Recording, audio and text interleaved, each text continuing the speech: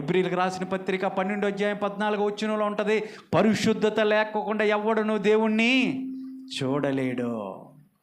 పరిశుద్ధత లేకుండా ఎవ్వడు కూడా, అదొక బిషప్ అవ్వచ్చు, ఒక పాస్టర్ అవ్వచ్చు, ఒక దైవజనుడు అవ్వచ్చు, ఒక పేరు ప్రఖ్యాతి కాంచినటువంటి పెద్ద పాస్టర్ సేవకుడు అవ్వచ్చు, రెవరెండ్లు, పాస్టర్లు అని చాలా పెద్ద పెద్ద పేర్లు పెట్టుకున్నటువంటి వాళ్ళు చాలామంది ఉన్నారు, ఈ రోజున ప్రసంగిస్తూ ఉన్నారు.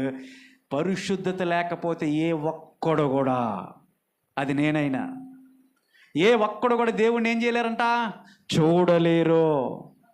చూడలేరు. అంటే నీకేం కావాలి?